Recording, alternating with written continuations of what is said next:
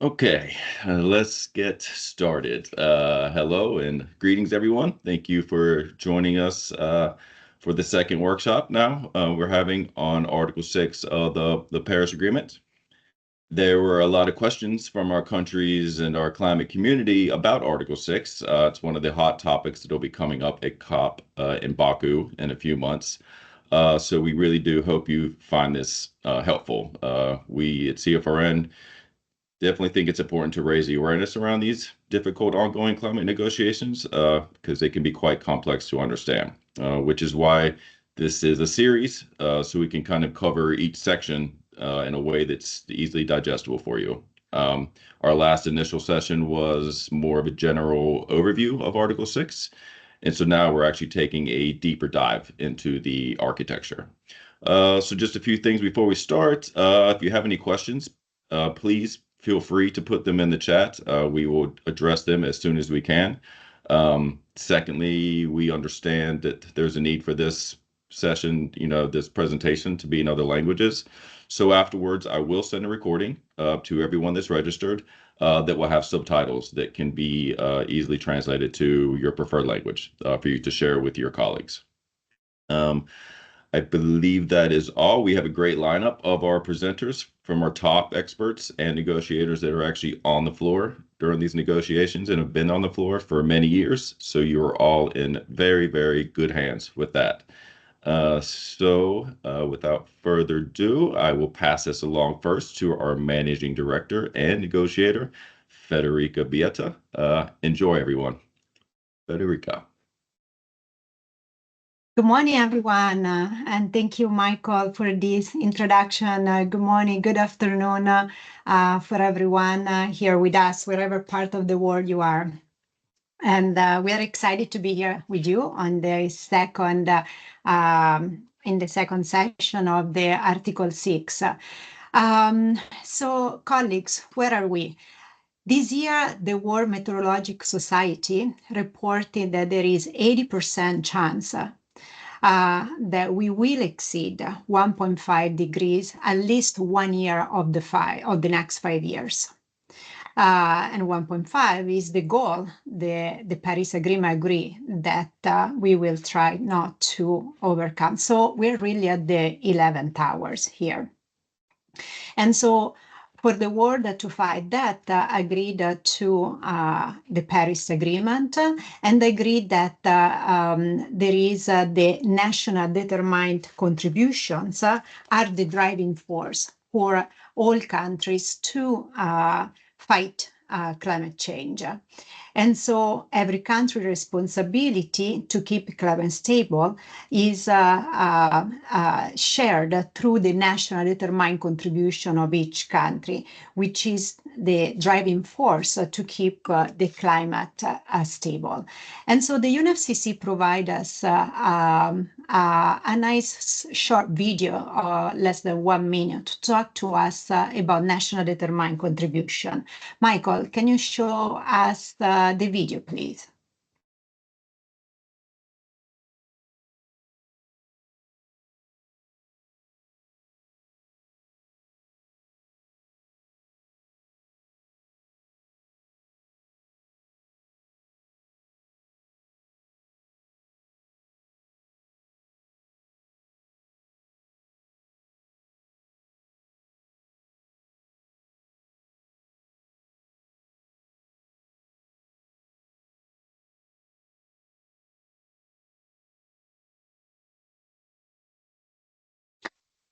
Michael, is there any chance you can show the sound as well of the video?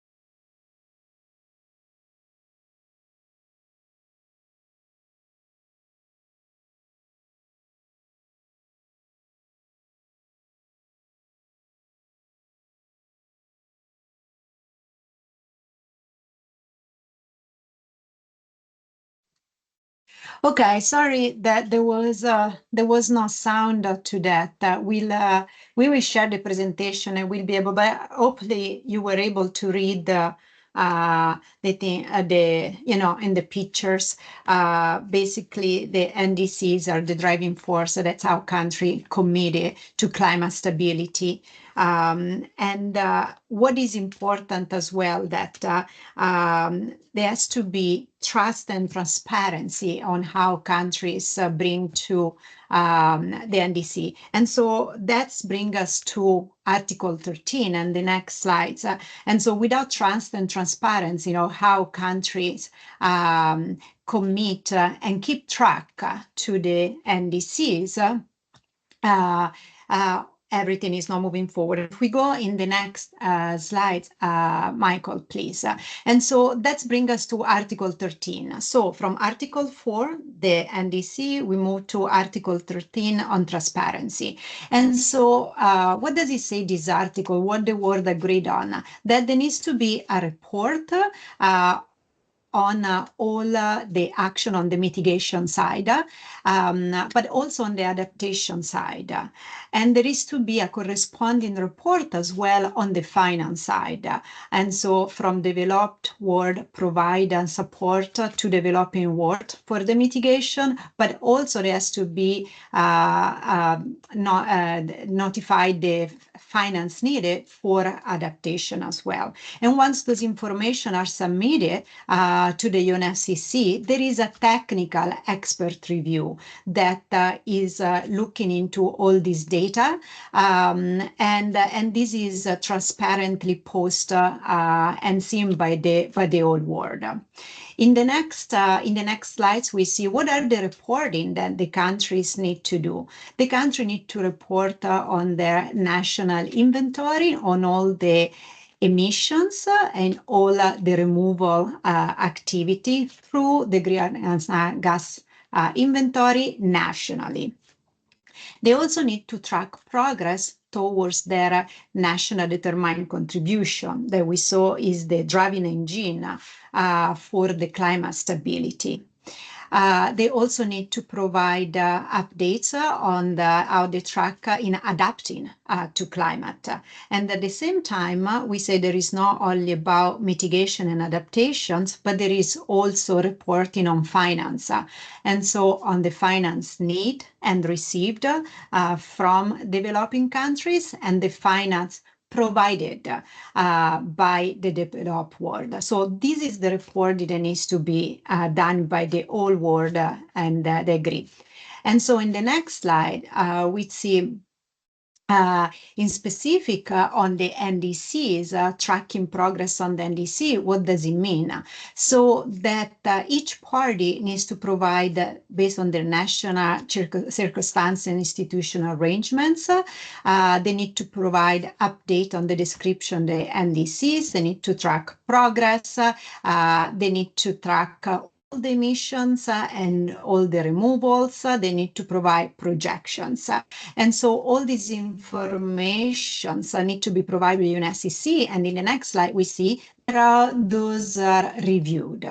And so these BTR, they need to happen every 2 years so that everybody can keep providing track on the achieving the goal of the national determined contribution, which should be updated every 5 years.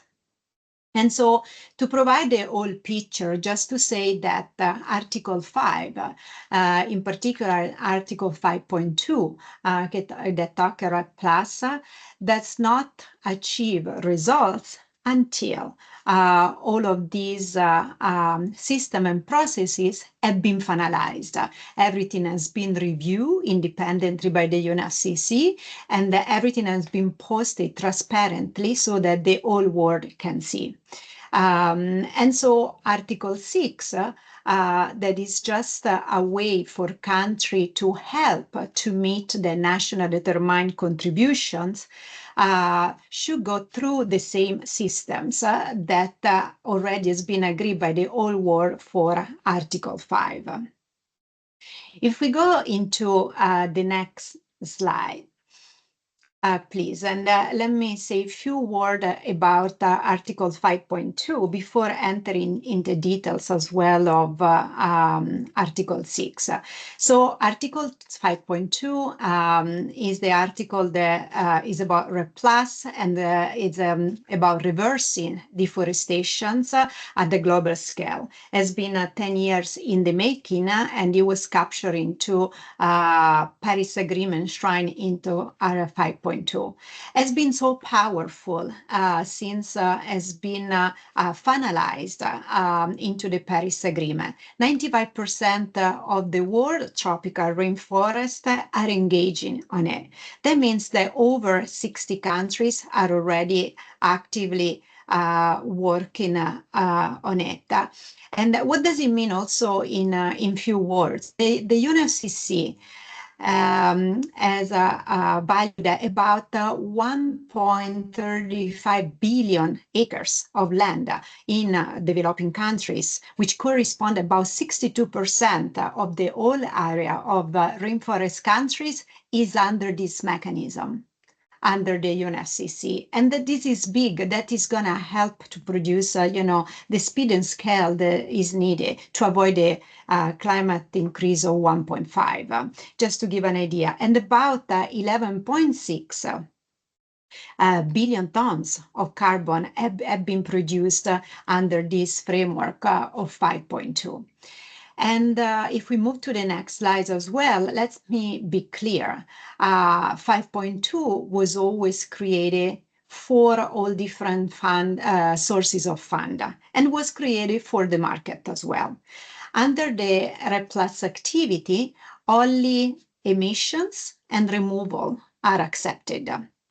And so there is all the different, they're captured into under 5 activities, but we're talking about emissions and removal in particular. And there is emission from deforestation, from degradation, conservation of forest carbon, sustainable management of forests, and enhancement of forest carbon stock. So for all countries, either they're deforesting, either they're conserving, or either they're removing, the REPLUS under 5.2 of the UNFCCC serves all of them. In the slide, as I was saying, let me be clear that Article 5.2 and REPLUS always has been created with the market in mind, as well as an option for finance for this. And there are decisions in 14 CP 19, paragraph 15, that notes the result-based action may be eligible for appropriate market-based approaches once developed by the Conference of the Party. And for decision 2 CP 17 as well, paragraph 70, say that those may be subject to any further specific modality for verification consistent with the Conference of the Parties.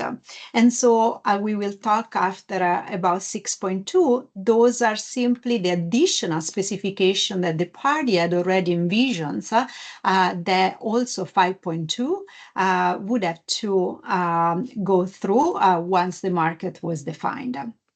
But let me tell you briefly first, before we move into the additional specifications for the market, the strength and the steps the countries are taking really to produce 5.2 credit, because it's a long path. The parties and countries are going through that. They need to have first 4 elements. They need to have a national REPLUS strategies. They need to have an established and national forest monitoring system at the national level that will capture the all emission and reductions happening at national level. They need to have established national safeguards information systems. To make sure that biodiversity is protected, to make sure that indigenous populations are protected, and others. So, well, there is no leakage, and everything is additional. And those are the main safeguards that the country need to respect, among others. They need to have forest national reference level. What does it mean? That has to be netted at national level every emissions and every removal. So there is no space for a small project they save in a country while it is deforestation on the other part of the country. Everything needs to be netted. And this reference level needs to be submitted for review at the UNFCCC by the independent roster of experts. And this is only the first verifications the country are going through. Usually this verification lasts from 9 to 12 months. Once this is finalized, they are half of the way the countries, because next step, they need to implement the policy that will allow to measure the further results. And then they need to monitor and measure their results, which they need to be submitted through a technical annex. Then guess what? It can only be submitted through the BTR and the Article 13 process that we saw before, where the country needs to keep track of their NDC implementation, of their greenhouse gas inventory at national level, with emissions and removal, etc. What we saw before, it needs to be tied with their RED Plus activity. And so only when they are going through this second review of the technical annex, through the BTR review, so third review, they're receiving results, if there are any, after all the activity. And those results are the one that can go in the UNFCCC Lima Info Hub, and was always foreseen. Then once there's going to be a national registry for the countries for markets, this UNFCCC Info Hub needs to be linked to the National Register of the countries, and that was foreseen in decision for CP19 of the Paris Agreement. Lastly, not only the steps of 10 years and more of work actually on the policy, and then almost 30 years of the implementations, but last year, very important, at COP28 in Dubai, the UAE consensus agrees that to keep our climate stable, one of the tools to use is really RED Plus, Article 5.2, to reverse deforestation by 2030. And to use this framework that has been created under the UNFCCC. So we are on track. We're on track to succeed. We saw the amount of rainforest countries are working on it.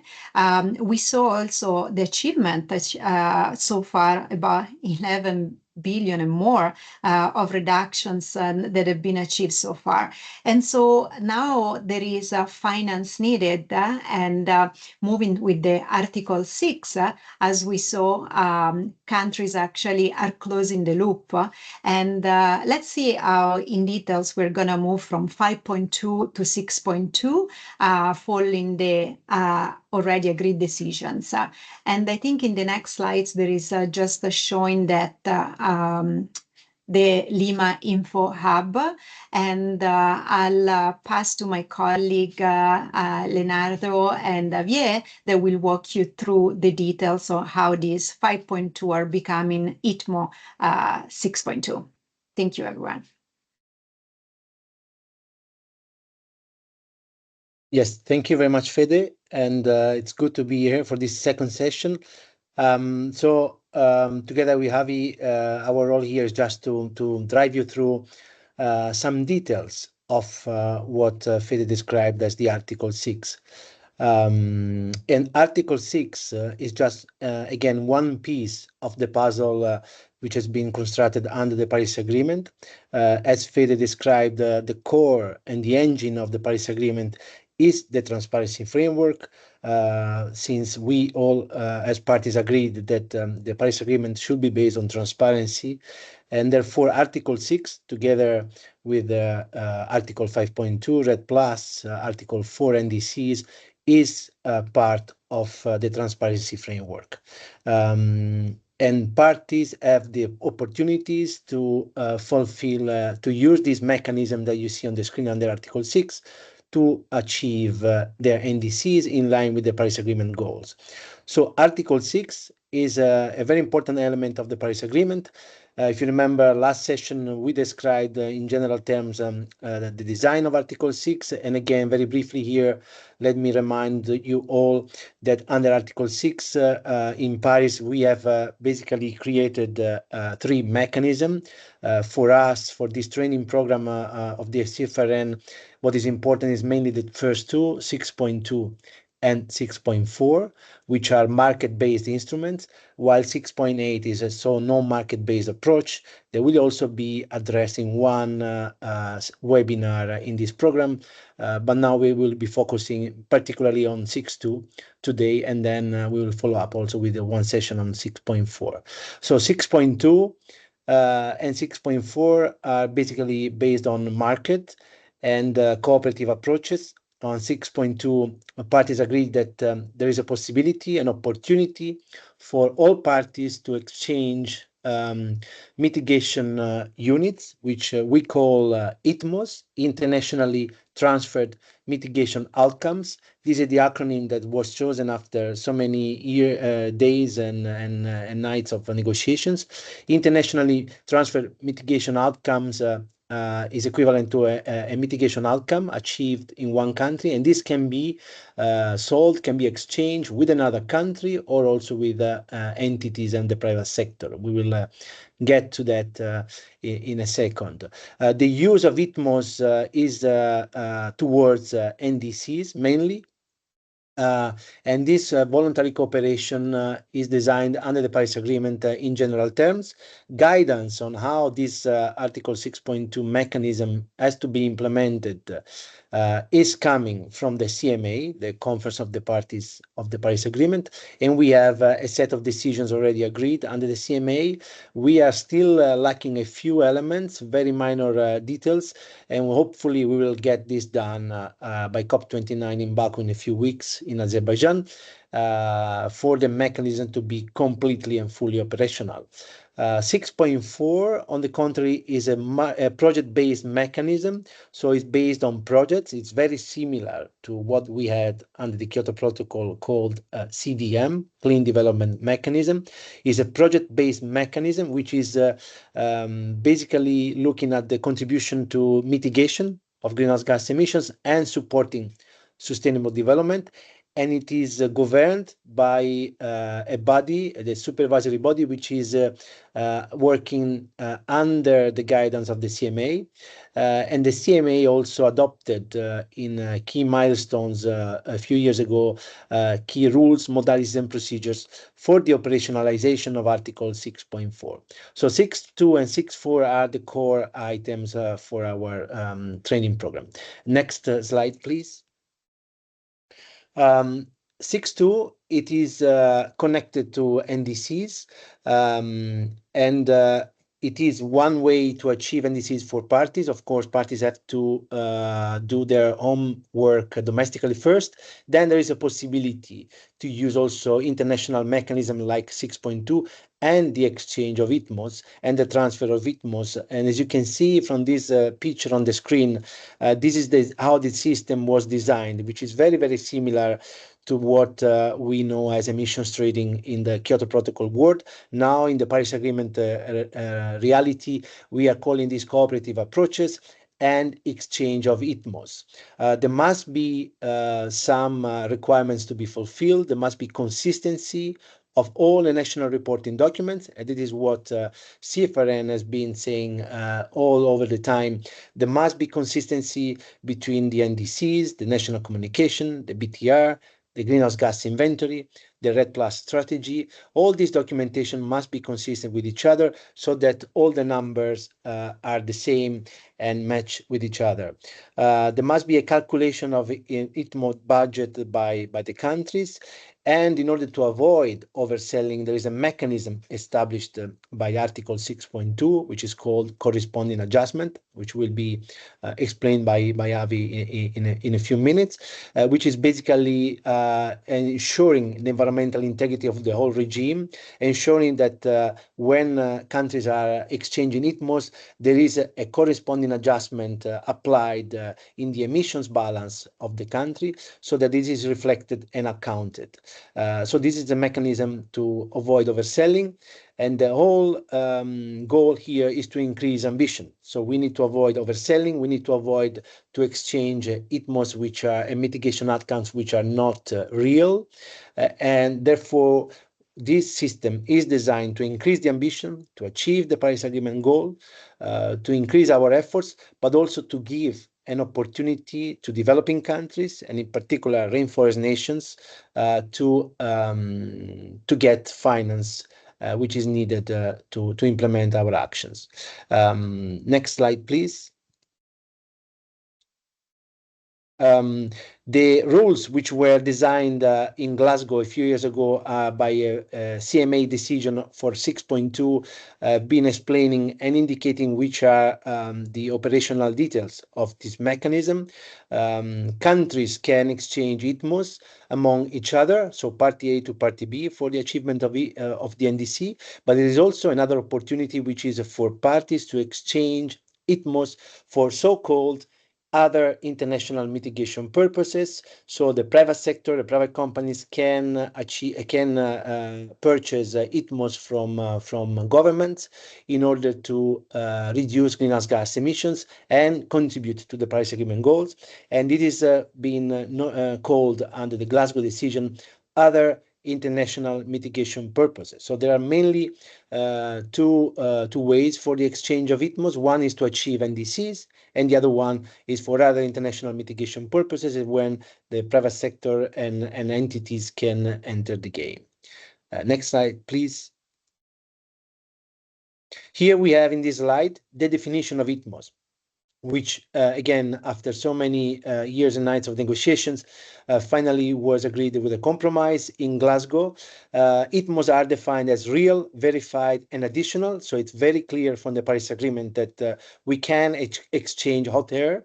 Countries and entities should exchange real, verified, and additional reductions and removals.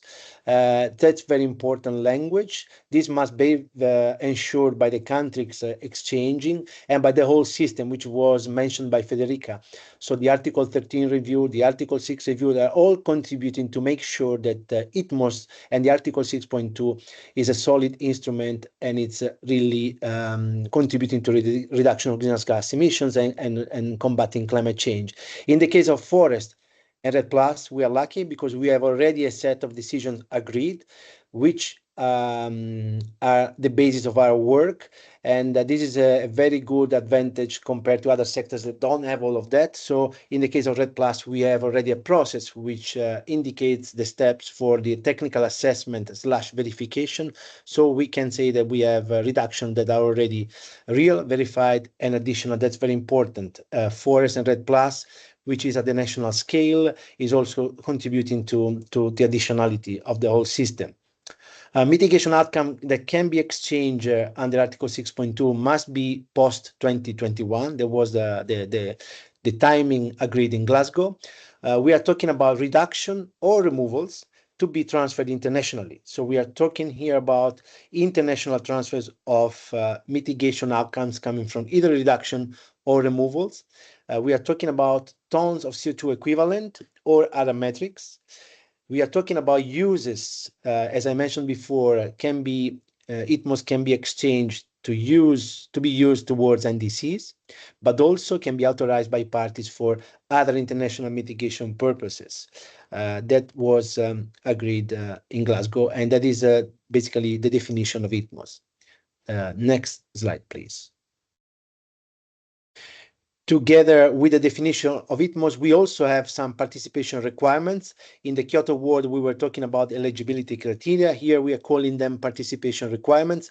So the system is voluntary in the sense that countries are free to choose to participate in the Article 6.2 or not. But once they choose to participate in that, there are some rules to be followed in order to be part of the party of the game. And the rules are defined by the owner of the party, so they are defined by the Paris Agreement. Parties have to be a party to the Paris Agreement.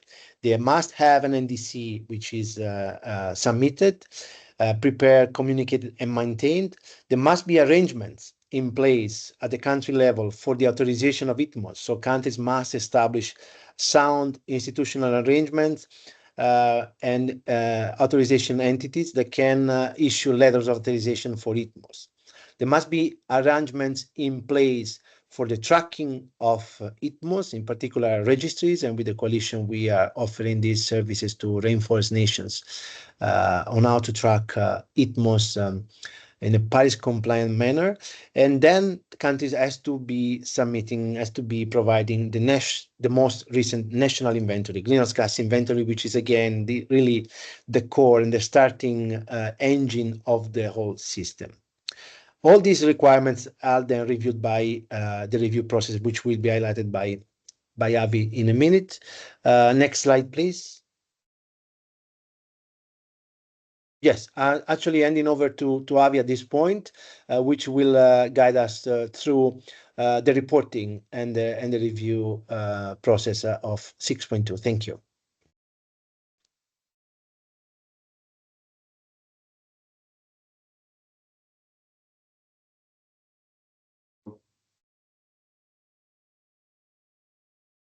Hello, good day to everybody. Thank you, Leo.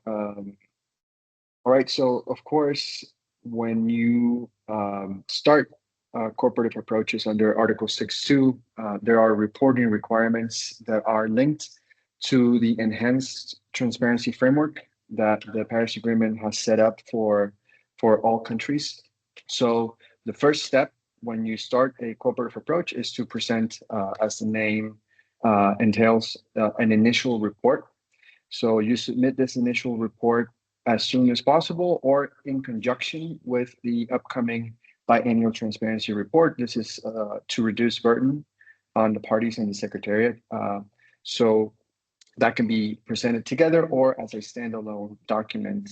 At the moment, I think there are maybe 6 or 7 initial reports on the UNFCCC website, something like that. I don't have the exact number in mind, but some countries have already submitted some reports, so you can take a look and see how those have been prepared.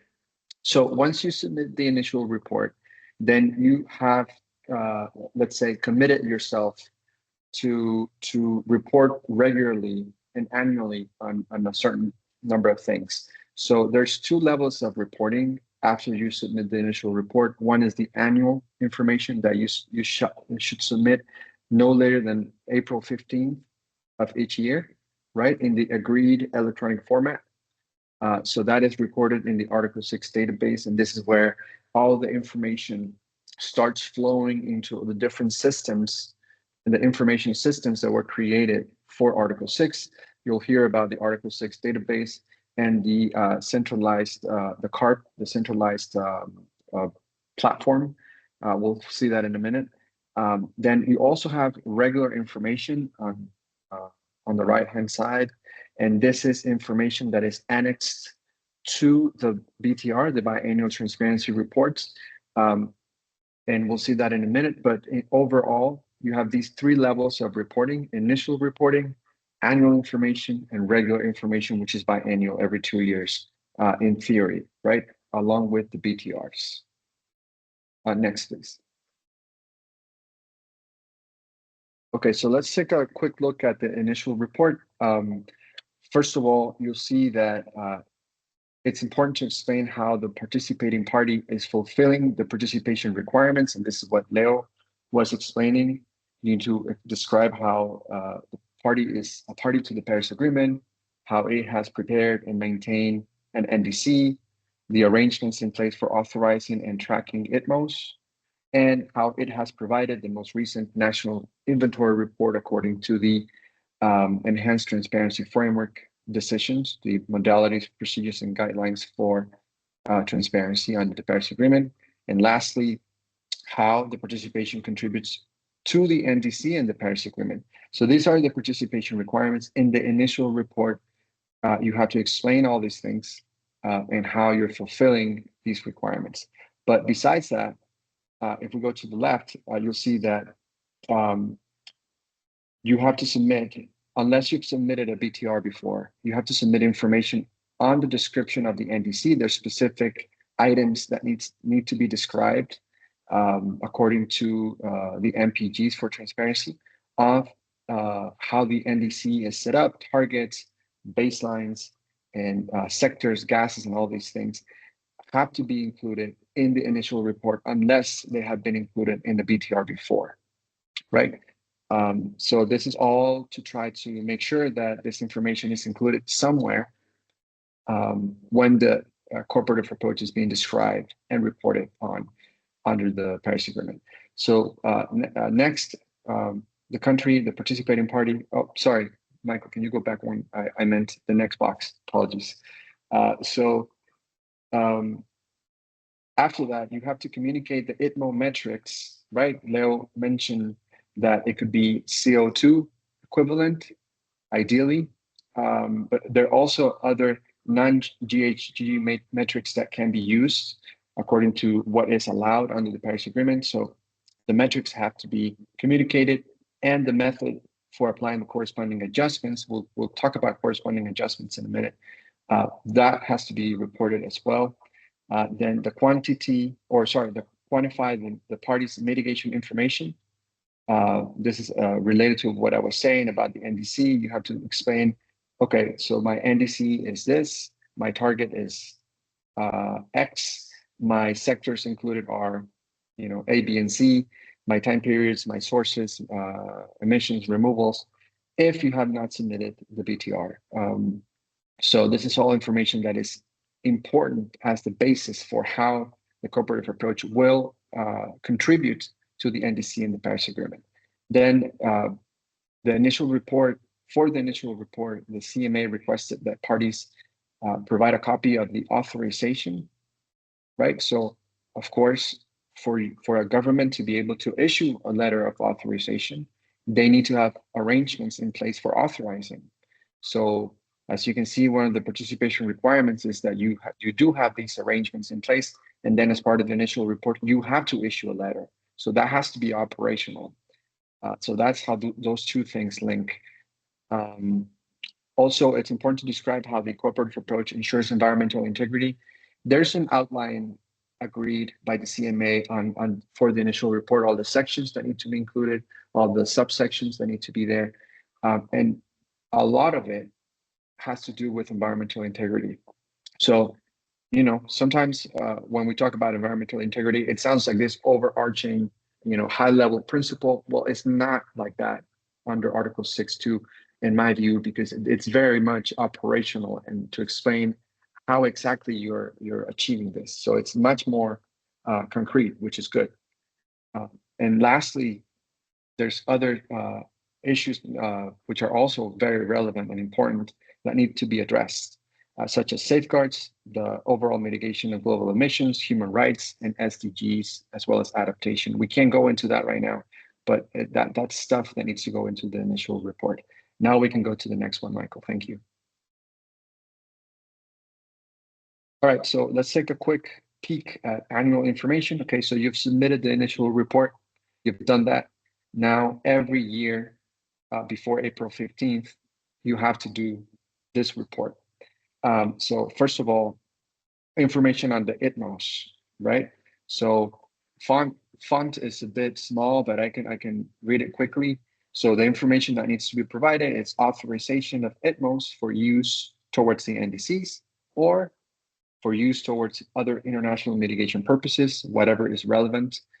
Information on first transfers, acquisitions, holdings, cancellations, voluntary cancellations for mitigation outcomes or ITMOs towards overall mitigation of global emissions. This is all there's a lot of jargon here, but it's important to start familiarizing ourselves with it. And use towards NDCs. So basically what this box is saying is, what is it that is happening to the ITMOs that you authorized? Tell us where the ITMOs are and what's happening with that. So that's the first box. The second box is information on the cooperative approaches, right? Information to be provided is the cooperative approach, the authorizations by the party related to that cooperative approach, the first transferring party, the using party or entity, the year in which the mitigation occurred, sectors, activities, and identifiers. So there's two levels. One is on the cooperative approach, and the other one is on the ITMOs and what's happening with those. All right, we can go to the next one. Thank you. All right, so regular information is a lot of work. As you can see on the screen, these are each of the requirements, reporting requirements that shall go in the annexes to the BTR. So absolutely, we need to roll up our sleeves, and when we're working on BTRs, if countries have communicated through initial reports that they're working or implementing cooperative approaches, every single box that is shown here has to be addressed in those annexes. We absolutely cannot go into detail here. I'm just going to highlight a few just to give you an idea. But as this is quite a bit of work that we need to be prepared to do as developing countries. So again, on the gray boxes on the left-hand side, how are we fulfilling the participation requirements? This is going to be a question that is going to be asked throughout the implementation of cooperative approaches, and every single time countries will have to demonstrate how those responsibilities are being addressed and fulfilled. Okay. Any updates to the initial report? There's a chance to update any part of the initial report through the BTR and the regular information annexes. That's possible. Then again, I'm going into the pink boxes a little bit. Authorization of ITMOs and changes to any authorizations, that's important. The application of corresponding adjustments, how that addresses environmental integrity, how it is ensured that ITMOs will not be further transferred, canceled, or used. That has to do also with registries. There's reporting requirements here related to also to ensuring that there's no net increase in global emissions. That has to do with environmental integrity. There's a lot of that here, which is good. How the participation is through robust governance, quality of mitigation outcomes, and conservative baselines. There's a lot that can be said here. There's requirements on the risk of non-permanence, how reversals are addressed in full. This is a whole topic that is very interesting to explore, and in the future we'll do more sessions about this. Then ITMOs, metrics, IPCC methodologies. Again, you'll have the presentation because we can't go into every single one of these, but on the right-hand side, you'll see some boxes that are in blue. So I just want to highlight that those are related to annual information that has to be submitted biannually. So that sounds like a play on words, but it's not. So you have annual information that has to be submitted every year, but also through the regular information, also through the BTR, there's annual information that needs to be provided, all right, by December 31st of each year. So as you can see, there's quite a bit of work to do once you submit the initial report. So a few of these blue boxes are related to annual emissions or removals, annual quantity of ITMOs transferred, total quantitative corresponding adjustments, resulting net quantity of ITMOs. So there's a lot of accounting information that needs to be provided too. So I'll leave it at that, but we're happy to engage with you if you have more questions about this. This is a new topic for everybody, and there's quite a bit of things and requirements here. So we're more than happy to have more discussions with you. So for now, we can go to the next slide, please. So the CARP is the centralized platform where things are going to be recorded.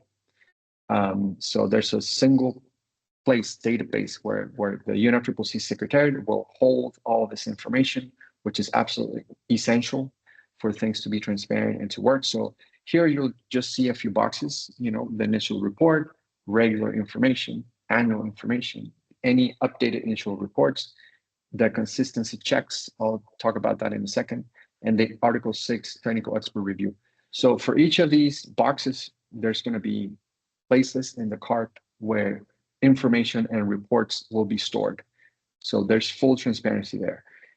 In terms of the consistency checks, this is something that the UNFCCC Secretariat will do in terms of comparing annual information and other information presented, regular information being presented, reported by parties to make sure that all those numbers related to first transfers, cancellations, holdings, and all these things are the same across different reports. And then that becomes an input to the Article 6 technical expert review. And that's a whole topic in itself, very interesting as well, which is going to be performed after the submission of an initial report.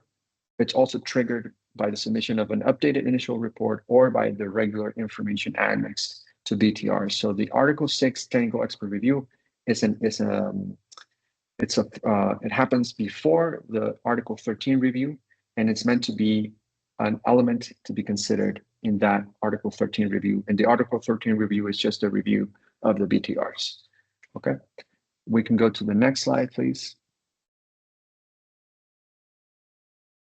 Okay, so corresponding adjustments. Very technical topic. I'm just gonna tell you a couple of things. This deserves a whole presentation.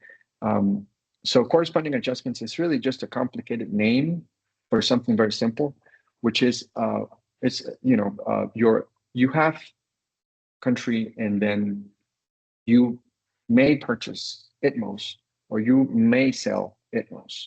So basically, depending on whether you sell or you buy, it's like a bank account, right? You have to add or subtract whatever you used or whatever you sold, right? So it's just corresponding adjustments as when you and whoever is participating with you in the cooperative approach, because it's a cooperation, when you both are doing the same subtractions or additions to your own respective, let's say, ITMO accounts or bank accounts.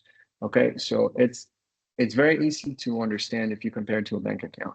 So let's say you purchase 100 ITMOs, then you're enabled or you are entitled to add those to or subtract those from your account, right? Because that's the whole point. You're reducing your level of emissions, which is called emissions balance, and we'll talk about that in a second. But the principles of when you apply corresponding adjustments are going to be the same across the board. Transparency, accuracy, completeness, comparability, consistency with the parties' NDC achievements, and ensuring that there's no net increase in emissions across parties within and between NDC periods. This is crucial to understand. All right, so let's go to the next one and let's take a look at some of those elements. Okay, so here I'm just giving you a glimpse. Again, this is a big topic, but basically what countries need to do is to prepare what's called an emissions balance. This is also part of the reporting requirements. So if you see on the graph to the right, you'll see that there's a timeline from 2023 through 2030, and you see there's black lines, right? That's the emissions balance. What that is showing you is just the level of emissions and removals in blue plus the corresponding adjustment that you did. In yellow, that's when you sold ITMOs. So you had to add that little bit in yellow because let's say you sold a little bit of ITMOs that year, right? But let's say for other years, you actually purchased ITMOs because you needed to, or you wanted to do that. So in pink, you'll see subtractions because you'll see how actually those black lines should not be there for the pink bars. That's a mistake. They should be on the blue, on the end of the blue bars. We'll fix that for when we share the presentation. But the point is, you add or subtract if you buy or if you sell, and then balance at the end is just the emissions balance. So it's as simple as that. But there's a lot of explanations and descriptions of how this is done in the CMA decisions. And when you go to the initial report, and now referring back to the reporting, when you think about the initial report, the annual information and the regular information that needs to be provided, that is the corresponding adjustment is a huge piece, and it's a key piece of the puzzle here. So it's important to understand. We can go to the next one, Michael. Thank you. Okay, so in terms of how this works in timing and sequencing, which is a topic that will be negotiated in Baku. Fede was talking about the 8 steps that you see in green up here, and number 4 and 7 are in yellow. By the way, yellow boxes refer to technical assessments, all of them. So you have steps 1 through 8. Those are the, let's say, the normal traditional REPLUS process that you go through, ending with the REPLUS results being posted on the Lima Information Hub, right, which is on the UNFCCC website. And then below you have steps A through K, right? And then those refer to the Article 6.2 and Article 13 requirements for purposes of the technical expert review. So you see that this is trying to give you an idea of how you link work on Articles 4, 5, 2, 6, and 13. This is not really about, Article 6.2 is not really about just creating projects and then isolate it from the national framework that you're working within. The initial report, when it is submitted under step A here, has to explain how this works with the national framework, the national climate priorities, the targets of the NDC, how this is ensuring environmental integrity, how this is in line with the Paris Agreement objectives. So there is a whole framework that you need to try to fit that piece into that puzzle in terms of your cooperative approach. So when you have, let's say, step A, initial report, then that triggers step B, which is the Article 6 technical expert review, right? After that, the next step is to submit regular information, which is step C. That has to be annexed to a BTR, right? I'm moving box A right below C because that's an option too. You can submit those two in conjunction, and then step D talks about the technical expert reviews under Articles 5, 6, and 13 that will happen in conjunction, by the way, if those things are reported at the same time. After D, right, after you submitted all the required information, you can conduct the registering of the units, the issuance of authorizations, and I'm referring to the pink boxes, which is really all accounting and registry of those first transfers. Then step G, you perform the first transfer of ITMOs. Step H, you apply corresponding adjustments. And step I, calculate the annual emissions balance like we just discussed. And then step J, you have a second BTR with information. That can include new REPLUS results coming from step 7, because this becomes cyclic, right? And then that again includes regular information, and again that goes into new Articles 5, 6, and 13 reviews. So again, everything becomes cyclic, and now we're at the beginning of that. So there is a start to this, which is a single point in time, but at some point this will start going around, and then it will hopefully become an efficient machine that will enable us to create ITMOs with consistency across all reporting requirements. And then it is when participating parties achieve this consistency between participating parties, entities, and also the information submitted through the different reporting vehicles, that there's consistency with the CMA guidance and decisions, right? So this is new, and this here we're showing how it's so important to go through all these yellow boxes, which are technical expert reviews. So there's quite a bit of verification actually that goes on in this process, which gives it additional clarity and transparency and credibility, right? So there's a lot more details that we can discuss here, but I'm gonna keep it at that. And if you have any questions, as you know, as always, you can reach out to us. Next, please. Thank you. Thank you very much. Oh, yeah. Thank you, Javi. Thank you, Leo. Thank you, Fede. So I saw a couple questions come into the chat, so let's go ahead and address those. One is from Hillary in Cameroon. Hi, Hillary. Good to see you join us. Her question is concerns of ambition on Article 6.2. It says that this article should make it possible to go beyond the reduction ambition defined in the transfer countries NDC. I would like to know how this added value manifests itself. Do projects of this type have to have budgets that are higher than those out in the NDC, for example? Yeah, thank you, Michael. And I saw also the other question. They said what we'll be discussing, under the negotiation. Let me take first stab, and then Avi, Leo, please feel free to add. So what is still discussing under negotiations? And there are some elements like registries, authorizations, sequencing and review, agreed electronic format. Those are all elements that party were not able to agree in Dubai last year. And let's briefly explain why, probably in a simple way. There are two, I would say, blocks. There is so one block that says that the Article 6 should look like more like voluntary markets, that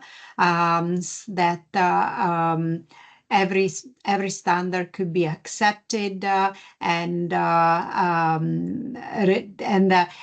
everything, basically all different kind of projects, etc. There is another block, and I would say of countries or party that actually say, no, we need to give integrity, environmental integrity to Article 6 under the Paris Agreement, need to be close to a compliance market and compliance instrument, and therefore there has to be transparency, therefore has to be clear review, and all of a clear review under the Paris Agreement, etc. And so all the registry authorization and sequencing, etc., they are all elements and issues that contribute to these discussions until there is a main understanding, right, or which one is the way to go. Certain issues is difficult to solve. From the coalitions and of Rainforest Nation and others, so we believe really that environmental integrity is priority, speed and scale is priority, transparency is priority, and therefore we need to have really strong market that actually is going to help to achieve the 1.5 degrees and not just creating small projects that they're not comparable, that they're not sometimes applicable to country, etc. So, and that's to the last slide that Avi was presenting. So we're here, Article 6 is just a piece of the big puzzle, as we saw, is a piece of the NDCs, is a piece of the transparency, and it's not just a tool itself. We're not here to create, like under the Kyoto Protocol, the CDM was a small little tool for developing countries to play, that, they don't have really commitment, etc. And so there was this tool. Here is very different. Here under the Paris Agreement, everybody has national determined contribution and can really contribute to the climate crisis and avoid the temperature increase. But that comes with different rules and different regulations. And then the important piece, and with this, I think I answer also Hillary questions that So once the country has nationally determined contributions, let's be clear, first needs to do the work to really reduce all the emissions that there are in the country, to play all different levers. And then whatever that is not possible to reduce, and still, they need to buy something from other countries to comply with their NDC, they can use the ITMO that needs to be accounted for, and we saw all the systems. But so it's about reductions, and then it's about to keep the world in balance. Paris Agreement says that by 2050, we need to be in balance. That doesn't mean that the emission is to stop. That means, though, the top emissions that we have need to be paired with the same amount of removals, so that we will be in balance. And that needs to happen at scale on all different countries. And Avi, I see you have your hands up, please. Thank you, Fede. No, just to add to that and to Hillary's really good question. So reading from the decisions, and this is important to keep in mind, is that one of the ways that the Paris Agreement requires participating parties to ensure environmental integrity is that there is no net increase in emissions within and between NDC implementation periods. So there's all sorts of types and forms and colors of NDCs out there.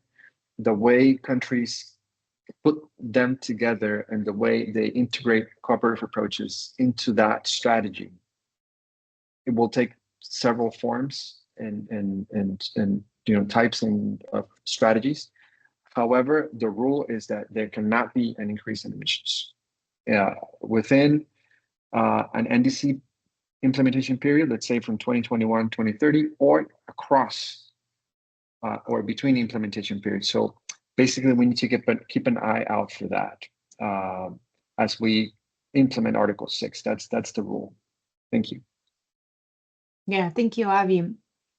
I see there is the question on avoidance. It will be discussed in COP29. We will not. Avoidance was discussed in Dubai. It was actually one of the achievements and the successes. The ITMO is about emissions reductions and removals.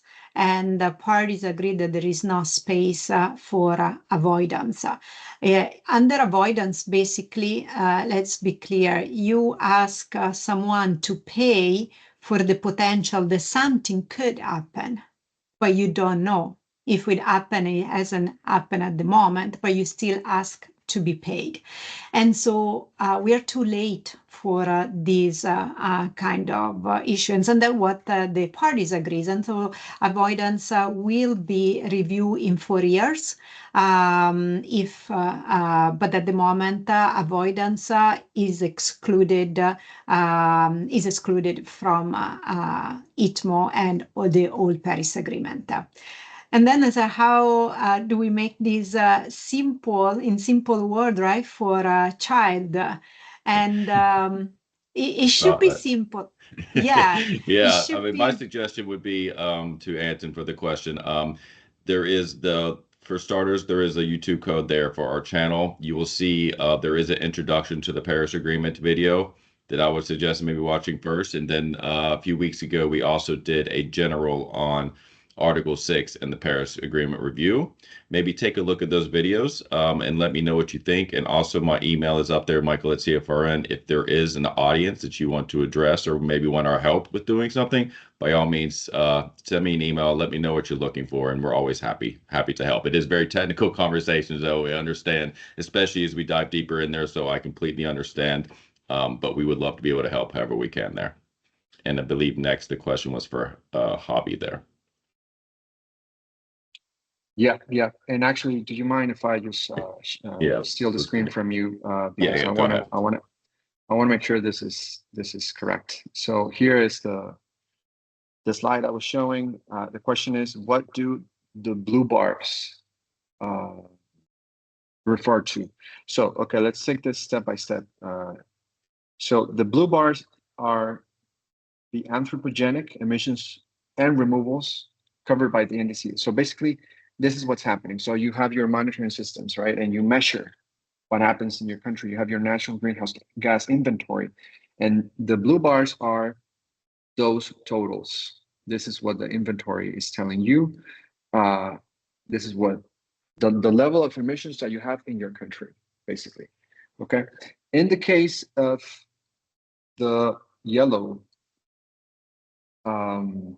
bars here, which is when you sell ITMOs, then you have to add a little bit to your balance because you're selling. That means that somebody else is using those, right? So you have to deduct them from their accounting and you have to add them to yours, right? So there's no double counting. So you have to raise this level just a little bit, exactly the amount that you sold. And now your new balance will be the one shown here in black, right? So that's the whole point of the emissions balance. The other case here, I already fixed it. Then let's say that your blue bar was here. Let's say for the pink cases, your national emissions were here, and then you purchased ITMOs. So that means that you are entitled. You can bring this down. Your emissions balance will be lower because you purchased ITMOs. So that's the whole point of purchasing ITMOs. And then your new level will be down here. Now, how this is a carbon budget that makes sense for your NDC and how you're presenting the way you're achieving your NDC, that will have to do with so many variables and things related to the specific format and targets of each NDC that this example is not covering all that. What this is showing you is that you have a blue bar, which is your actual level of emissions in your country, and you add or subtract depending on whether you buy or you sell ITMOs. And then the resulting balance is the black line. This is what I wanted to share with you. I hope that's more clear now. Thank you. Thank you, Javi. Back to you, Michael. Thank you. Thank you. So I believe if there are not any more questions, that brings us to an end for that. Thank you once again for everyone joining us today. It's great to have you. Again, this was part of a series. I will follow along with the recording in a few days, a copy of the presentation, and we'll have details on the following Article 6 workshop that'll be held in just a few weeks. So that's all. Again, my name is Michael Mitchell, Michael at CFRN. If you have any other questions regarding this presentation or anything else from CFRN, please feel free to reach out to me whenever you like. And have a great day. Thanks again, everybody. Take care. Bye. Bye-bye.